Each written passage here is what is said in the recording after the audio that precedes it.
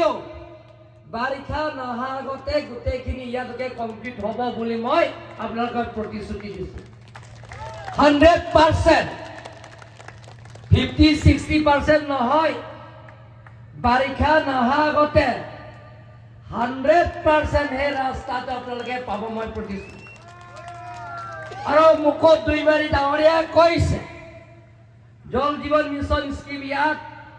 প্ৰায় 20টামান আঁচনি সেইটো বেয়া হৈ আছে বুলি কৈছে, কিন্তু জল জীৱন মিছন কেন্দ্ৰ চৰকাৰৰ পৰা এটা ইনকুৱাৰী বহাই আছে অল ইণ্ডিয়া বেলেগ বেলেগ ৰাজ্য বেলেগ বেলেগ ষ্টেটতে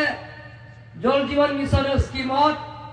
কন্ট্ৰেক্টৰবিলাকে ভালকে কাম নকৰাৰ কাৰণে পৃথিৱীৰ ভিতৰত জনপ্ৰিয় প্ৰধানমন্ত্ৰী নৰেন্দ্ৰ মোদী ডাঙৰীয়া সেইটো ইনকুৱাৰী বহাই আছে। কিন্তু কাৰ্বি আংলং আৰু অসমত যিমানখিনি জল জীৱন মিছন হাতদান হৈ আছে সেই গোটেইখিনি কাম আমাৰ চিফ মিনিষ্টাৰ ডাঙৰীয়াক ডিফুলৈ হাত কেইদিনমান আগতে কন্ট্ৰেক্টৰসকলে লগ কৰিছে। তেখেতে কৈছে যে আমি অসম চৰকাৰ পুঁজি পৰা হ'লেও সেই যিবিলাকৰ কাম বন হোৱা জল জীৱন মিছনৰ কাম আমি অসম চৰকাৰ পুঁজিৰ পৰা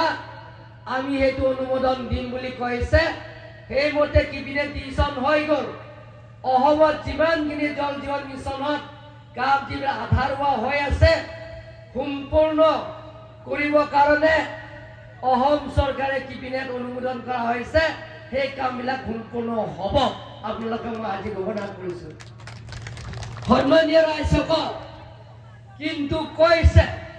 ইয়াত ৰিংৱেল লাগে বুলি কৈছে, 100টা ৰিংৱেল লাগে বুলি কৈছে। সেই 100টা ৰিংৱেল যে মই 1 সপ্তাহৰ ভিতৰতে মই ৱৰ্ক অৰ্ডাৰ দিম বুলি মই আজি প্ৰতিশ্ৰুতি দিছোঁ আপোনালোকক,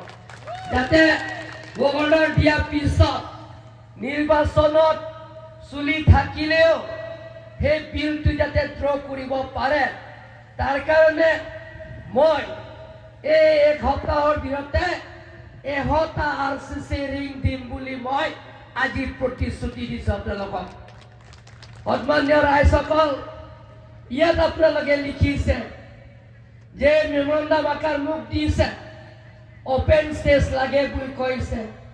সেই অপেন ষ্টেজত যে মই 1 সপ্তাহ 2-3 দিনৰ ভিতৰতে ইয়াৰ অপেন ষ্টেজৰ টেণ্ডাৰ কল কৰিবৰ কাৰণে মই নিৰ্দেশ দিম বুলি মই আজি প্ৰতিশ্ৰুতি দিছোঁ, আজি ঘোষণা কৰিছোঁ। সন্মানীয় ৰাইজসকল, ইয়াত আপোনালোকে বহুতো মেমৰেণ্ডাম দিয়া হৈছে। সেই মেমৰেণ্ডামবিলাকক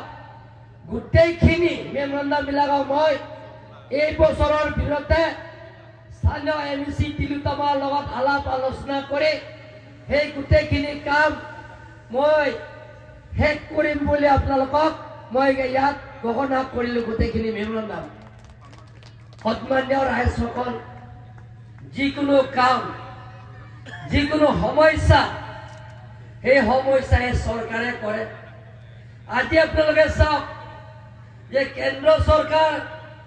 পৃথিৱীৰ ভিতৰত জনপ্ৰিয় প্ৰধানমন্ত্ৰী নৰেন্দ্ৰ মোদী ডাঙৰীয়াৰ নেতৃত্বত আমাৰ বিজেপি চৰকাৰ, দিছপুৰ